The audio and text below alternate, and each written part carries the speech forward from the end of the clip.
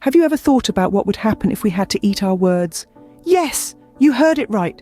Imagine a world where words are not only spoken, but are also a delicacy to be savoured.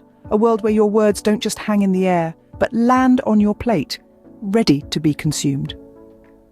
In this tantalising universe, we wouldn't just be expressing our thoughts, we would literally be serving them up for dinner. Picture yourself sitting down to a feast of your own promises, garnished with your declarations of love and sprinkled with a light dusting of your everyday greetings. Think about the flavours. Would a heartfelt apology be a sweet dessert, or would it leave a sour taste in your mouth? Would a lie be like biting into a bitter lemon, or would it be more akin to a mouthful of spicy chili pepper? Now, imagine walking into your favourite restaurant and ordering a plate of "I'm sorry" with a side of "I'll do better next time." Ever made a promise you couldn't keep? Imagine having to eat it! Now picture this. It's the dawn of a new year, and like many, you're brimming with optimism. You boldly declare, "This year, I'm going to hit the gym every day." Fast forward a month, and the only thing you've been lifting is the TV remote. But wait, there's a twist. You don't just get to forget about your lofty promise. No, you have to sit down for a 5-course meal of your own words. Imagine taking a bite of HIT, chewing on the gym and swallowing every day. You might think it'll taste like a hearty bowl of determination soup or a well-cooked steak of resolve. But as you sit there, chewing on your unkept promise, it tastes more like a stale donut of disillusionment. Well, my friend, I hope you have a taste for altitude, because that's a lot of mountain to eat. You'll be sitting there nibbling on the metaphorical Everest, your mouth dry, your stomach churning. But let's not forget the mother of all promises, "I'll never lie to you." Now that's a promise that could feed a small country for a year. Picture yourself at a banquet, surrounded by a feast of unfulfilled honesty. You'd need a bucket of antacids just to get through the appetizer. And as you sit there nursing your bloated belly of broken promises, you'll start to realise that maybe, just maybe, you should think before you speak. After all, nobody wants a steady diet of their own hyperbole. So next time you're about to make a promise, remember the taste of those unkept words. Think about the indigestion, the heartburn, the metaphorical food poisoning. Because having to eat your own words is not a dining experience you'll want to repeat. And that's why they say, promises are like pie crusts made to be broken, or in this case, eaten. How about those sweet nothings you whisper in the ear of your beloved? Ever thought about having them for dessert? Picture this, folks. You're gazing into your partner's eyes, whispering words of love like honey bun, sugar plum, sweet pea.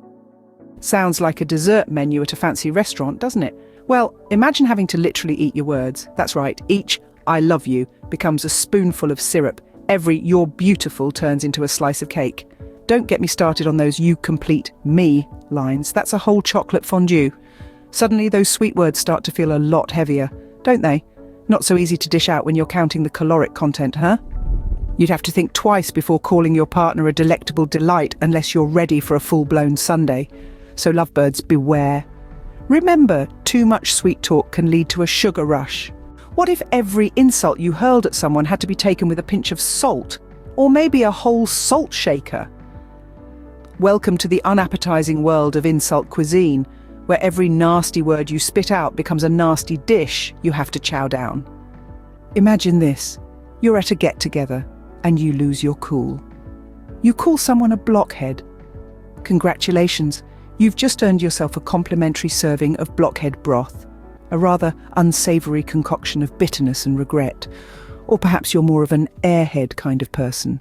Well, buckle up for a helping of airhead aspic, a delightful jelly made of hot air and empty thoughts. It's a dish best served cold, much like your unkind words. And let's not forget the classic nincompoop. Ah, yes, the nincompoop noodles, a knotty mess of confusion served with a side of embarrassment. It's a dish that leaves a bitter taste and a bruised ego, much like the aftermath of an unnecessary insult. Just imagine having to literally eat your insults. You'd be cooking up a storm of distaste and discomfort every time you let your temper get the best of you. Your menu would be as diverse as your choice of insults. From dimwit dumplings to moron muffins, the options are endless, each more unappetizing than the last.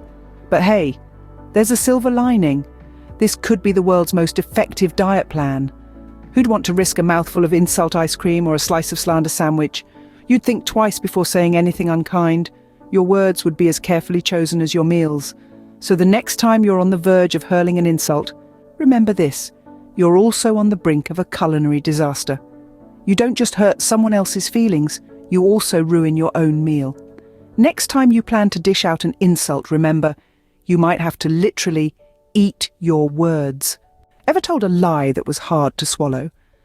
Let's journey together into the gastronomic realm of deception, where the aftertaste of dishonesty might leave you reaching for the antacids. Imagine this: you've scheduled a meeting with your boss, but you overslept and missed it.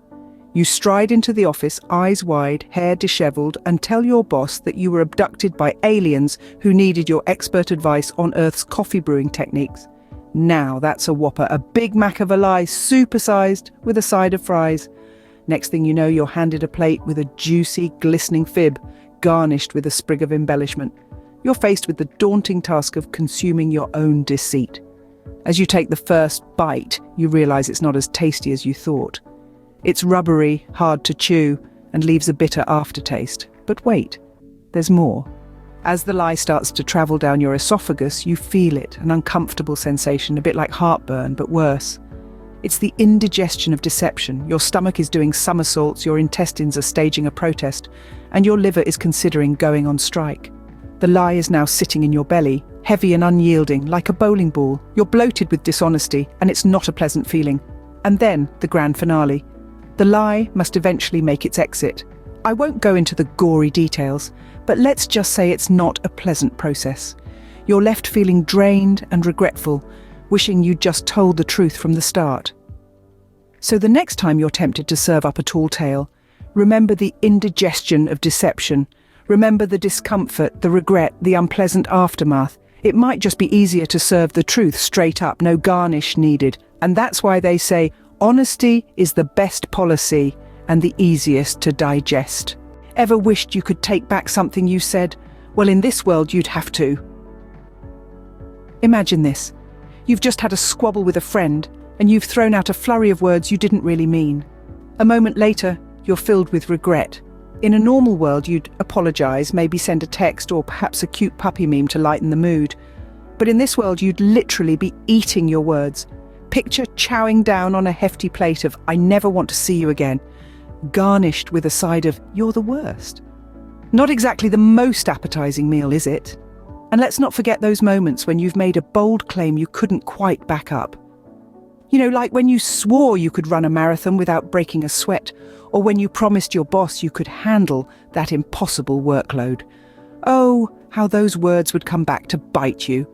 Or rather, you'd come back to bite them. Think about it. We'd be living in a world where the taste of regret is literal. No more hiding behind empty promises or false bravado. Every word would carry a weight, a flavour, a taste. A bitter remark would leave a sour taste in your mouth. A sweet compliment could be just as delicious as it sounds. And a plate full of regret would taste, well, regretful. And what about those late-night regrets? Those, "I shouldn't have eaten that whole pizza," or "I knew I shouldn't have texted my ex."